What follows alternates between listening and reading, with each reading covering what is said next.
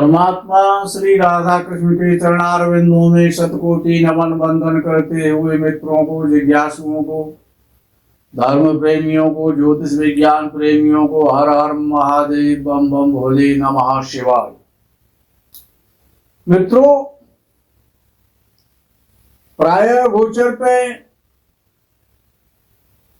लोग फलादेश करते हैं, गोचर को बताते हैं।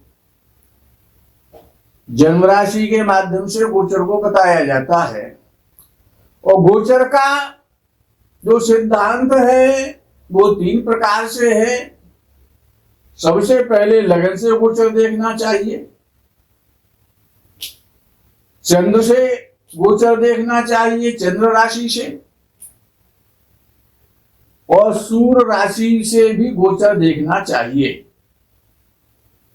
3 प्रकार से गोचर देखना चाहिए, तभी गोचर सक्सेस होता है। केवल चंद्र राशि के द्वारा गोचर बोल देना ये तर्क संगत और शास्त्र संगत नहीं है। मित्रों, एक वेद होता है गोचर में, जो कि कोई न बोलता है न कोई बताता है। गोचर में ग्रहों का जो फल है, अच्छा और बुरा, वो केवल और केवल वेद सिद्धांत पर ही निर्भर करेगा। वेद 2 प्रकार का होता है, एक शुभ वेद होता है और एक अशुभ वेद होता है। अशुभ वेद को वेद भी कह देते हैं कि वेद होता है, और दूसरा अशुभ वेद होता है। अब सूर्य जन्म राशि से अगर किसी का 3रे भाव में जाता है तो बहुत अच्छा परिणाम करता है। मैं आपको कुंडली के माध्यम से समझाता हूं कि वेद क्या है। और यदि वेद के बिना देखे यदि कोई फलादेश कर रहा है गोचर का,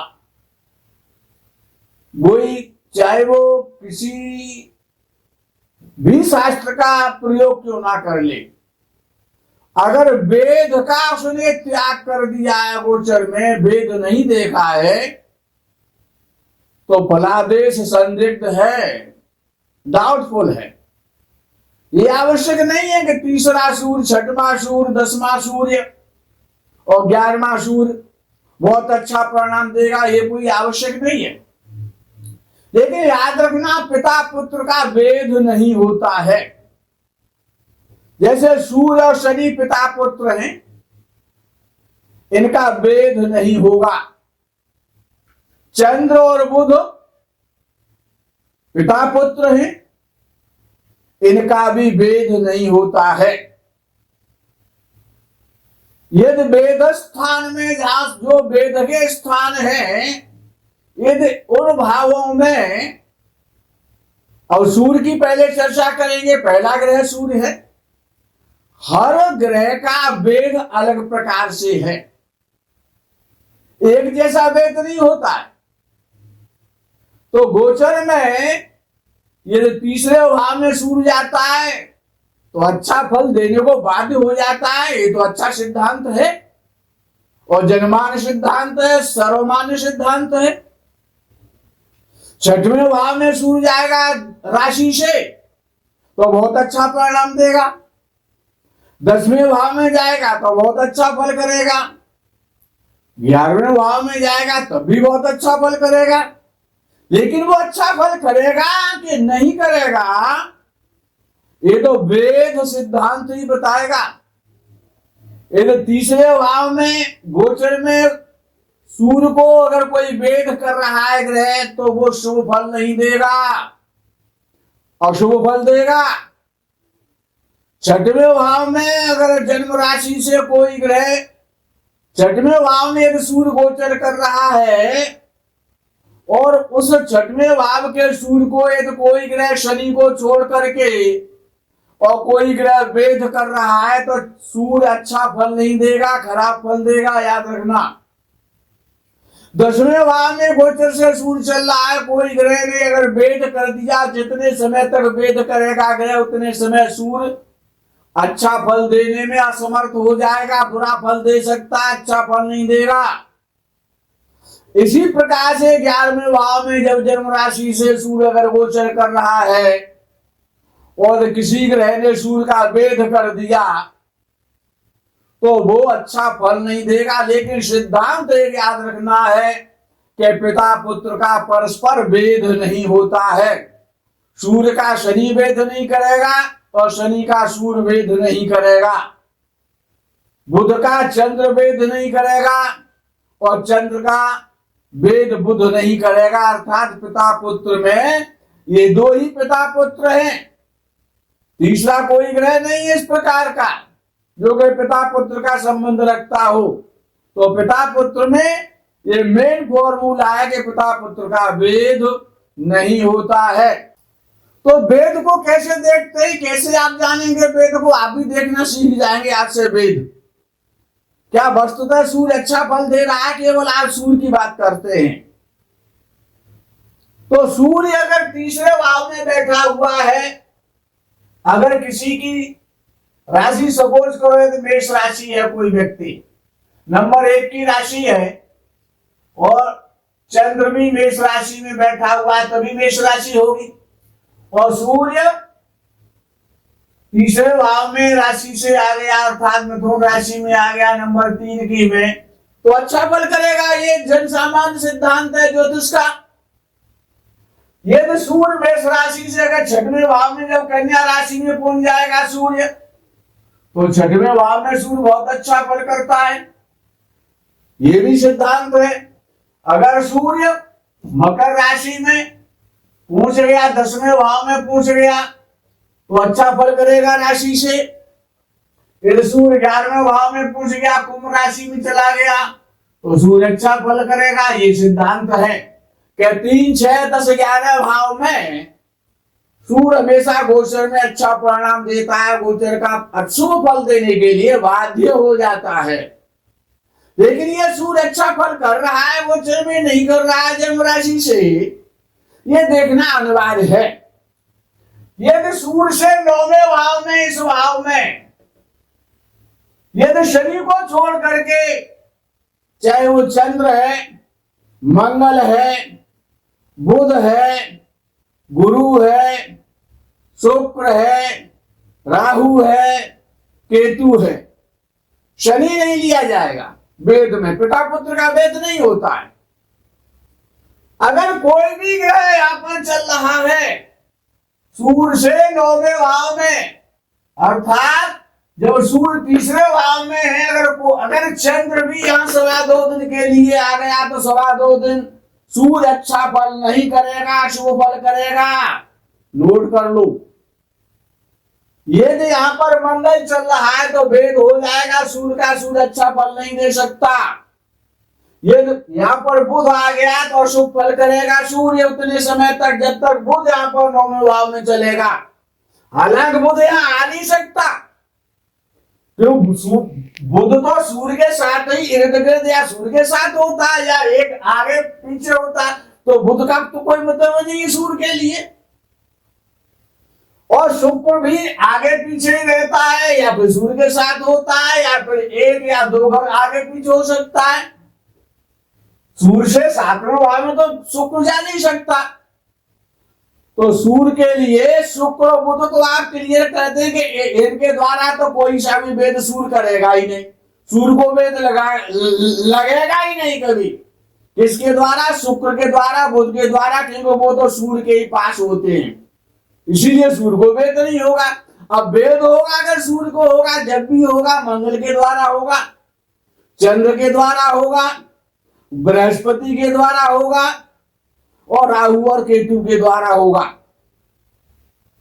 शुक्र के द्वारा हो जाएगा, शनि के द्वारा नहीं होगा, और शुक्र के द्वारा भी नहीं होगा, बुध के द्वारा भी नहीं होगा। ये याद रखें, सूर्य को नहीं होगा। शुक्र के द्वारा, बुध के द्वारा और शनि के द्वारा सूर्य को भेद नहीं हो सकता। तो यदि यहां पर सूर्य तीसरे भाव में चल रहा है, मंगल यहां गोचर में चल रहा है, तो सूर्य जब तक मंगल यहां रहेगा तब तक सूर्य अच्छा फल नहीं देगा, अशुभ फल देगा। शुभ की जगह पे अशुभ हो जाएगा, अशुभ फल देने लग जाएगा। यदि यहां पर बृहस्पति चल रहा है, गुरु जी चल रहे हैं यहां पर 9वें भाव में और सूर्य तीसरे भाव में है, तो तब भी सूर्य को भेद हो जाएगा, सूर्य अच्छा फल नहीं दे सकता। यदि यहां पर शुक्र चल रहा है तो सॉरी, यहां पर शुक्र नहीं हो सकता, यहां पर राहु हो सकता है, यहां पर केतु हो सकता है। यदि ये ग्रह, क्योंकि 4 ग्रहों से तो भेद होना नहीं है। किससे नहीं होना है कि सूर्य तो स्वयं में चल रहा है, तो उसकी तो बात खत्म हो गई। बुध के द्वारा भेद होगा नहीं, क्योंकि बुध सूर्य के साथ होता है, शुक्र भी सूर्य के आसपास ही घूमता है।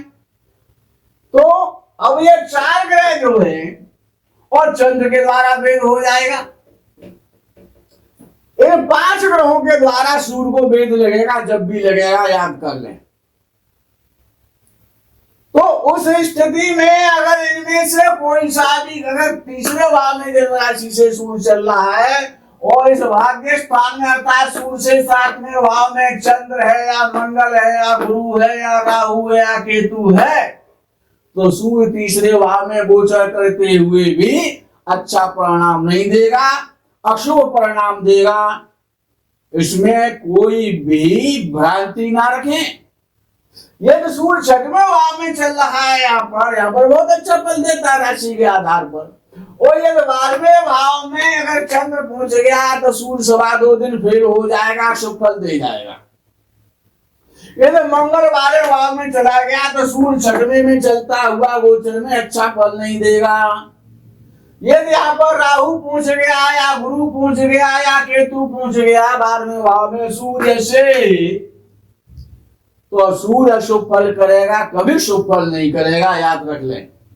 यदि सूर्य 10वें भाव में चल रहा है और चंद्र मंगल गुरु राहु केतु में से कोई सा भी ग्रह जब तक 4थे भाव में इसमें रहेगा तब तक सूर्य शुभ फल करेगा। 10वें भाव में बैठा हुआ भी सबसे अधिक पावरफुल और बली होता है, उसके पश्चात भी। यदि सूर्य 11वें भाव में यहाँ पर चल रहा है, गोचर से चल रहा है, कोई सी भी राशि हो, सूर्य 11वें भाव में चल रहा है गोचर में, और 5वें भाव में अगर चंद्र आ गया, मंगल आ गया, गुरु आ गया, राहु केतु कोई भी अगर इस 5वें भाव में आ जाता है तो सूर्य शुभ फल करेगा। ये पहला सिद्धांत है, इसको कहते हैं वेद। ये सीधा सीधा वेद है, जहां पर सूर्य अच्छा फल करता है। अगर सूर्य वेदित हो रहा है 3, 6, 10, 11 में, तो सूर्य अशुभ फल करेगा, शुभ फल नहीं करेगा, किसी कीमत पर नहीं कर सकता है। दिमाग से अपनी भ्रांति को खत्म कर दे। इसीलिए वेद की इतनी बड़ी सत्ता है, इतना बड़ा उसका महत्व है कि वेद के बिना देखे यदि कोई गोचर में किसी भी ग्रह का फल कर रहा है, कह रहा है कि ये हो जाएगा, ये हो जाएगा, ये हो जाएगा, कुछ नहीं होगा अगर ग्रह को वेद हो गया तो। अब आगे वाम वेद होता है, जिसको उल्टा वेद, वाम का मतलब उल्टा, जो वाम वेद होता है उसकी हम चर्चा आपसे कर रहे हैं। वाम वेद कैसे होता है कि जब सूर्य गलत स्थिति में होता है, गलत स्थान में चलता है, तो कहते हैं कि सूर्य 4थे भाव में चल रहा है, गलत पथ करेगा। क्यों करेगा? क्योंकि वो केंद्र है और केंद्र में भी वो जल तत्व स्थान है, माता के स्थान पर सूर्य गलत फल करेगा, ऐसा मानना है। ये तो सूर्य अगर किसी की सिंह राशि है और सिंह कन्या तुला वृश्चिक में यदि सूर्य चल रहा है, मिथुन राशि में चल रहा है और यहाँ सूर्य बैठा हुआ है, तो गलत फल करेगा। एक तो जल तत्व स्थान है, इसके अलावा एक जल तत्व राशि है वृश्चिक राशि, और 4थे भाव में सूर्य हमेशा गलत फल करता है। ये तो जन सामान्य और सर्वमान्य नियम है। लेकिन यदि सूर्य गोचर से अगर यहाँ चल रहा है, किसी की सिंह राशि है, कोई सी भी राशि हो सकती है, तो सूर्य गोचर में चौथे भाव में चल रहा है तो गलत फल देगा, ऐसा ज्योतिषकारों का मानना है। लेकिन यदि सूर्य को वाम वेद लग गया, यदि सूर्य वाम वेद से वेदित हो गया, तो अगर यहाँ पर अगर मंगल चल रहा है तो चौथे भाव में गोचर में चलता हुआ सूर्य बहुत अच्छा फल करेगा, श्रेष्ठ फल करेगा, शुभ फल करेगा, कोई भी अशुभ फल नहीं कर सकता। यदि गोचर में चंद्र घूमते हुए 2.25 दिन के लिए आ गया तो सूर्य बहुत अच्छा फल करेगा। चौथे भाव में भी सूर्य अच्छा फल करेगा राशि से, जब वो ये वाम वेद लगेगा तब। यदि यहाँ पर बृहस्पति देव आ गए, गोचर में चल रहे हैं और सूर्य गोचर में चौथे भाव में आ गया तो सूर्य बहुत अच्छा फल करेगा। 3 ग्रहों से अब ये वाम वेद लग गया, उल्टा वेद लग गया, तो सूर्य पावरफुल हो जाएगा। जितने वेद बढ़ जाएंगे उतना ही सूर्य वाम वेद के कारण पावरफुल हो जाएगा और बहुत श्रेष्ठ फल देने लगेगा, उच्च का फल देने लगेगा। अब यहाँ पर वो गलत फल नहीं देगा, किसी कीमत पर नहीं दे सकता, वैसा कोई सिद्धांत ही नहीं है। पाराशर महर्षि का सिद्धांत है वेद का। ये जहां पर राहु और केतु अगर आ गए, कोई सा भी इनमें से ग्रह आ गया गोचर में सूर्य चौथे भाव में चलते हुए पर, तो सूर्य बहुत अच्छा फल करेगा 1 महीने तक। और यदि सूर्य 5वें भाव में आ गया, 5वें भाव का सूर्य फल करता है इस 5वें भाव में, और सूर्य 5वें भाव में है और धनु राशि में है और ये भाव नंबर 5 है, तो यहां पर सूर्य 5वें भाव में अकारक होता है, गलत फल करता है। और अगर उसी समय अगर 11वें भाव में, यदि कोई इनमें से बृहस्पति अगर 11वें भाव में बैठा हुआ है गोचर में और सूर्य गोचर में 5वें भाव में आ जाता है, तो सूर्य अच्छा फल करेगा, खराब फल नहीं करेगा, शुभ फल करेगा, ये निश्चित है अपने में, उसको कोई टालने वाला नहीं है। यदि चंद्र भी 2.25 दिन के लिए अगर यहाँ पर पुंज जाता है तो सूर्य का 2.25 दिन का फल अच्छा हो जाएगा। यदि मंगल पुंज जाएगा तब भी गोचर अच्छा हो जाएगा 5वें में सूर्य को चलते हुए, क्योंकि ये सूर्य को केवल 5 ही ग्रह भेद करेंगे, 6वां कोई ग्रह भेद करेगा नहीं। अगर शनि है तो शनि के द्वारा भेद होगा नहीं, क्योंकि पिता पुत्र का भेद नहीं होता है। यदि सूर्य और 9वें भाव में चल रहा है, यहां पर चल रहा है 9वें भाव में, 9वें भाव में सूर्य अकारक होता, गलत फल करता, पीड़ा देता, परेशानी करता, पिता को परेशानी होती है, भाग्य में बैठ स्थिति आ जाती है। तो अगर 3रे भाव में अगर चंद्र 2.25 दिन के लिए आ गया, गोचर का सूर्य 9वें भाव में चल रहा है और चंद्र 3रे भाव में आ गया गोचर में, तो 2.25 दिन सूर्य बहुत शुभ फल करेगा, अत्यंत शुभ फल करेगा। ये जो मंगल भी अगर यहाँ पर है तो मंगल के द्वारा भी वाम वेद लग जाएगा सूर्य को, तो सूर्य अच्छा फल करेगा। ये बृहस्पति है तो बृहस्पति के माध्यम से भी सूर्य अच्छा फल करेगा। राहु केतु है अगर यहाँ पर बैठे हुए, सूर्य यहाँ पर बैठा हुआ है गोचर में, तो अच्छा फल करेगा। और सूर्य 12वें भाव में सबसे ज्यादा गलत फल करता है, ऐसा सिद्धांत है। जब सूर्य 12वें भाव में बहुत ज्यादा गलत फल करेगा, और यदि बाई चांस 2.25 दिन के लिए चंद्र यहाँ पर आ गया 6वें भाव में, सूर्य से 7वें भाव में अगर चंद्र आ गया 6वें भाव में, तो 2.25 दिन सूर्य बहुत अच्छा फल करेगा, शुभ फल करेगा, इसमें कोई संदेह नहीं है। और ये यहाँ पर मंगल चल रहा है गोचर में, सूर्य 12वें भाव में चल रहा है तो सूर्य अच्छा फल करेगा। यहाँ पर बृहस्पति चल रहा है 6वें भाव में और सूर्य 12वें भाव में है तो सूर्य अच्छा फल करेगा। ये यहाँ पर राहु केतु में से कोई भी ग्रह है और सूर्य 12वें भाव में गोचर में, तो बहुत अच्छा फल करेगा। ये होता है वाम वेद। वो होता है वेद जो मैंने आपको बताया था 3, 6, 10, 11वें भाव वाला, उसको वेद कहते हैं।